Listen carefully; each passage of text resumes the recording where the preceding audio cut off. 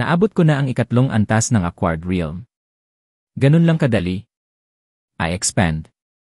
Tignan ko nga kung ilang antas na ang inakyat ng Heavenly Guard. System Panel, mga kasanayan. Skill Mastery, Heavenly Guard. Kasalukuyang antas, antas 6. Max Level, nalampasan.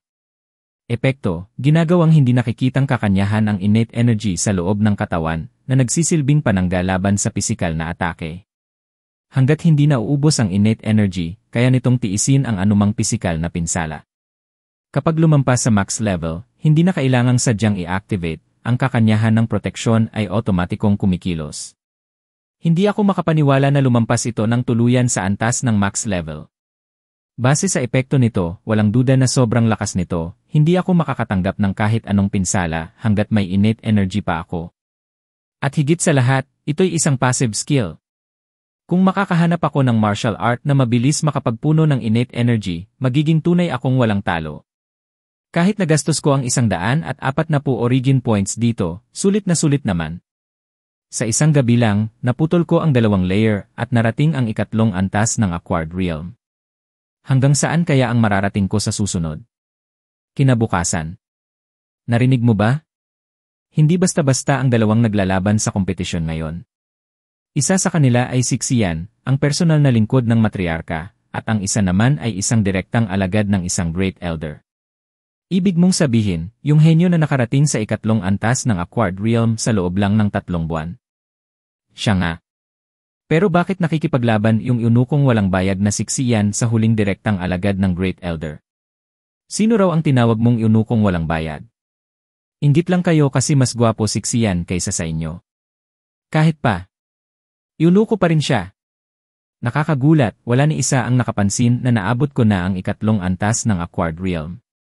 Magaling itago ng sistema ang tunay kong lakas. O, mag-umpisa na ang laban. Tigilan mo na yung pangangarap mo dyan. At ikaw mas mabuti pang sumuko ka na ngayon. Kapag nakipaglaban ako, nagiging ibang tao ako. Ayokong masaktan ka. Ang Muching Sect ay punong-puno ng kung ano-anong uri ng babae, may mga malalandi, may mababait, may mga puro utak, at ngayon, may isa pang inosente, banayad, at nakakatuwang Little Miss. Little Miss, sige lang, umatake ka na. Kahit mataas ang cultivation level mo, lalaki pa rin ako. Sigurado akong kakayanin kitang tapatan ng higit sa isang stick ng insenso. Eto na ako. Huwag kang susuko agad. Nagsisimula pa lang ako. Gusto kong sulitin ito ng husto. Great Elder, ito ba ay? Tama. Kahit napakahusay na ni Yennefer, ang pinakanatatanging katangian niya ay ang kanyang kakaibang bloodline. Sa tuwing nakikipaglaban siya, pumapasok siya sa isang berserk state, at nagiging natural na mandirigma, isang tunay na diyosa ng digmaan. Miss, kailangan mo ba talagang tumalon sa akin? Tapos na ba? Matindi ang laban, pero kapag iniisip kong si Xian ang ginugulpi, ewan ko ba, parang ang gaan ng pakiramdam ko.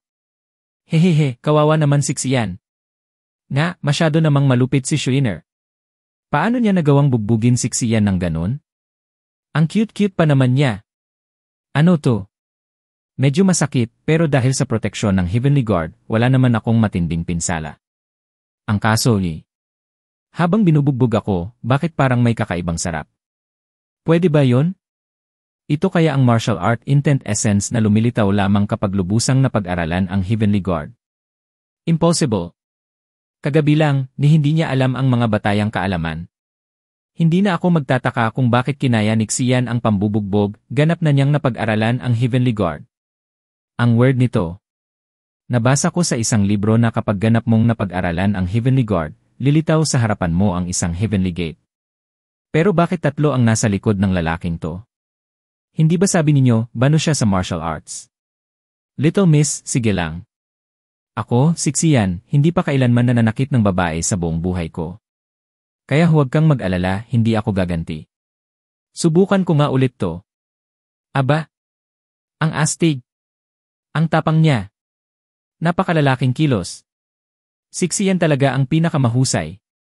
Sa tingin ko rin. Pero anong kabalastugan tong sinasabi niyang hindi siya nananakit ng babae? Ginang matriarka, pwede naman niya akong bugbugin eh. Nga. Yan mismo ang gusto ko. Inasahan ko na to. Dahil kakabreak ko lang sa ikatlong antas ng Acquired Realm, nasa kaguluhan pa ang innate energy ko at hindi pa matatag ang pundasyon ko. Ang mga atake niya ay pinapatahimik ang kaguluhan sa daloy ng aking innate energy at mas pinatatag pa ang pundasyon ko. Sa sobrang galing, pagkatapos mawala ang sakit, parang ang sarap ng pakiramdam sa mga lugar na tinamaan niya dahil tuluyan nang nabuksan ang daloy ng energy. Parang minasahe ako ng isang veterano sa tradisyonal na Chinese medicine. Ano iyang itsura mo? Sige na, ituloy mo lang. Lakas pa. Lakas pa. Lakas pa. Kahit siksiyan ang binubugbog, bakit parang si Miss Yenner ang napipilitang umatras? Hindi lang niya tuluyang napag-aralan ang Heavenly Guard, umabot din siya sa ikatlong antas ng Acquired Realm. Yang babaeng yan, nakakapit pa rin siya, ha? Pero mukhang naubos na niya ang lakas niya sa kakabanat sa akin. Huwag kang titigil. Sige lang. Ay, hindi. Naubos na ang stick ng insenso. Finger of Nirvana. Matagal ko na siyang nilalabanan, pero parang biglang tapos na. Ha? Anong nangyari sa mga kamay ko? Naibalik ko na ang lakas mo at pinagaling ko rin ang mga sugat mo gamit ang Finger of Nirvana.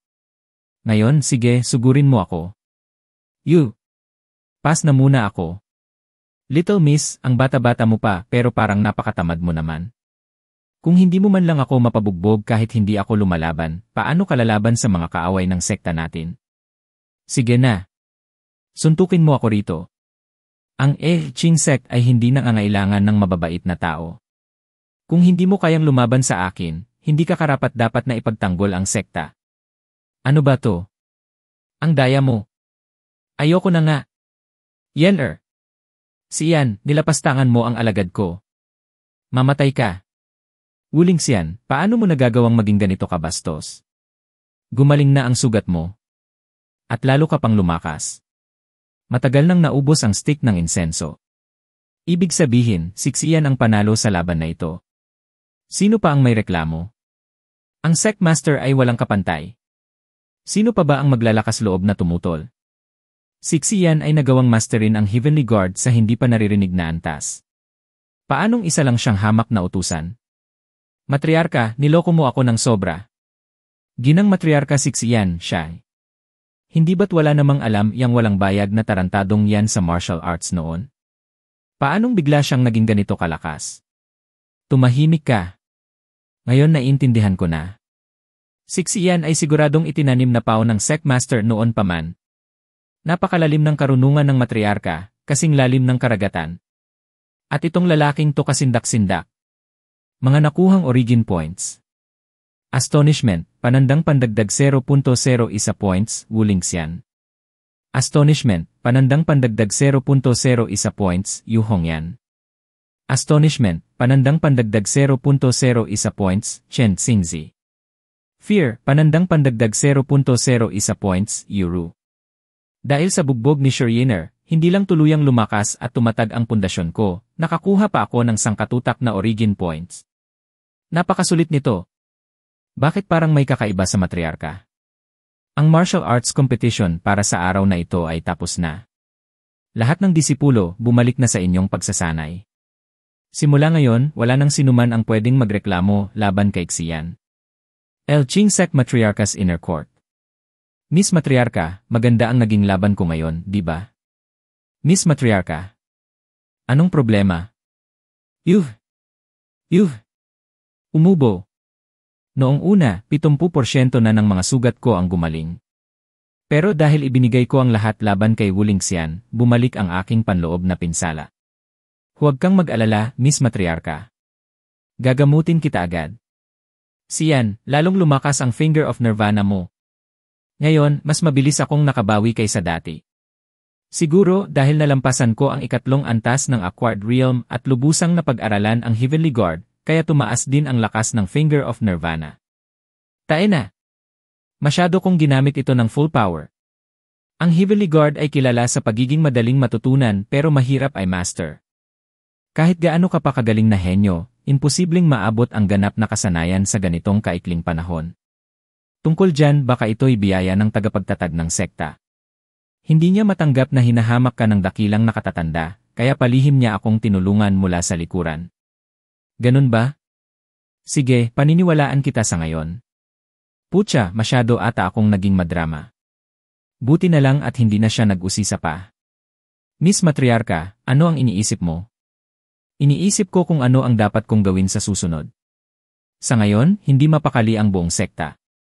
Miss Matriarka, gumaganda na ang lagay ng mga sugat mo. Ano pa bang halaga ng isang hamak na dakilang nakatatanda? Ang matandang bruha na yon ay takot lang at nagpipilit na manatili sa posisyon niya. Kung hindi lang dahil sa mga estratehiya niya, matagal mo na siyang winasak sa isang iglap. Mukhang pinapadali mo naman masyado ang mga bagay. Una sa lahat, ang pagpipigil ni Wu Lingxian ay dahil alam niyang malubha ang sugat ko at hindi pa ako ganap na gumagaling.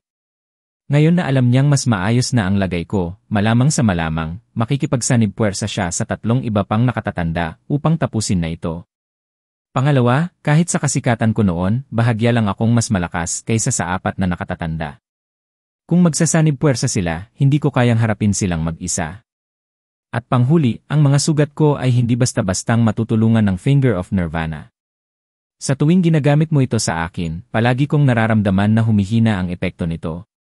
Ngayong napagaling mo ang panloob kong pinsala, mas kinakabahan ako na baka nasasanay na lang ang katawan ko sa Finger of Nirvana at hindi talaga gumagaling ng buo. Sa napakahabang panahon, nagkulong lang ako upang gumaling. Dahil dito, unti-unti akong napalayo sa mga tao ng sekta.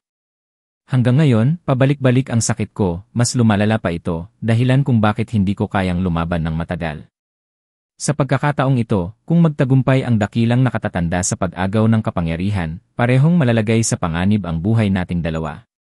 Huwag kang mag-alala, Miss Matriarka. Gagawin ko ang lahat upang mapagaling ka. Ano man ang gawin ng matandang bruha, haharapin natin ito ng magkasama.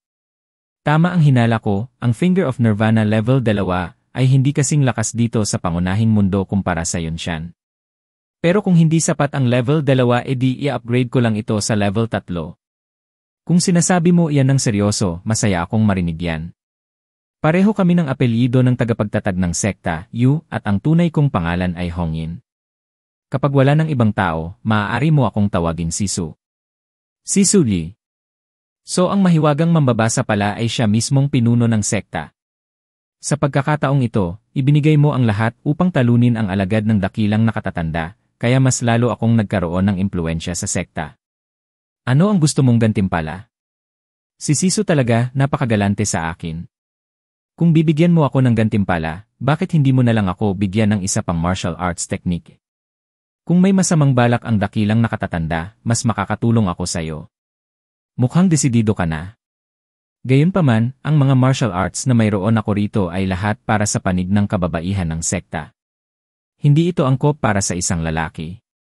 Ang tanging mayroon ako na pwedeng pag-aralan ng lalaki ay ang Heavenly Guard na ibinigay ko na sayo dati. Huwag kang mainip, hindi ko naman sinabing wala akong ibibigay sayo. Heto, tanggapin mo ito. Ito ang token para sa Sutra Pavilion. Kung may tekniki doon na magugustuhan mo, maaari mong piliin ang kahit ano. Maraming salamat, Sisu. Habang mas malaki ang isang puno, mas malakas ang hangin na susubok na itumba ito. Siyan, nauunawaan mo ba ang prinsipyong ito? Kung masyado kang namumukod tangi, mas maraming magtatangkang pabagsakin ka. Ang siping ito ay nagmula sa aklat ni Waikang na Analects on Fate. Isa siyang naninirahan sa estado ng Wi noong panahon ng 3 kaharian.